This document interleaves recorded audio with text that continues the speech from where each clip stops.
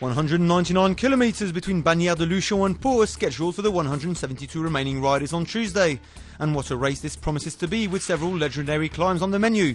The Peyresourde, the Aspin, the infamous Tourmalet and the Aubisque will pave the way in stage 16 in this Tour de France, which celebrates the 100-year anniversary of the Tour in the Pyrenees. After Monday's dodgy proceedings and Alberto Contador's conquest of the yellow jersey, one should expect some action between the Spaniard and his rival Andy Schleck. And right from the start, the Col de Peyresourde welcomes the riders, and a few men will make the most of it to break away. Amongst them are Lance Armstrong, Bradley Wiggins, Kreuziger, Nicolas Roche, Moinard and Rido Hesjdal. Minutes later, polka dot jersey Anthony Charteau joins the front men, alongside Vinokourov and Sastre. The Frenchman will cross the line in second place at the top of the Peyresourde, while the gap with the peloton stabilises around 40 seconds. So 14 riders are in the lead, and the gap is the same at the bottom of the Col d'Aspin, but the climb up will see a few men suffer. Samuel Sanchez, Cadel Evans and Nicolas Roche are left behind by Contador and his teammates. The yellow jersey and his entourage increase the tempo and cross the line on top of the Aspin only 20 seconds adrift at Anthony Charteau, who continues to store some points with regards to his polka dot jersey.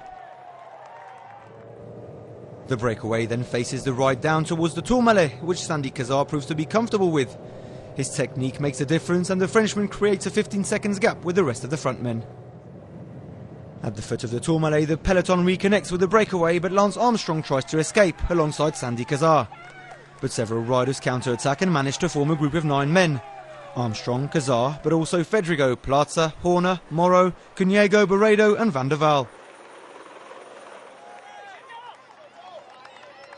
Behind, the peloton calms the pace down. Charteau and Konovalovas rush off to chase the front men, and a Lithuanian joins them to form a group of 10 that could hope to go all the way.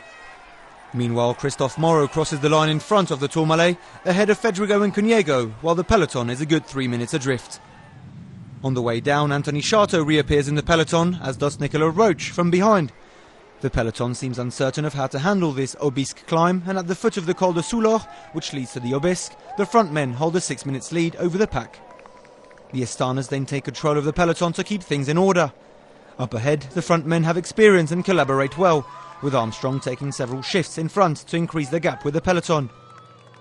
70 kilometres from the finish line, Armstrong accelerates, Barredo does the same, and Cazard and Konovalovas are left behind. At the top of the Aubisque, the breakaway is down to 8 men. Moreau crosses the line in front, securing 40 points, thus closing in on Anthony Charteau in the King of the Mountains competition. At that point, the peloton is over 9 minutes adrift. 20th in the overall standings, Ruben Platzer represents a threat, as he's only 14 minutes and 47 seconds adrift of Contador, and the Spaniard is eyeing the podium.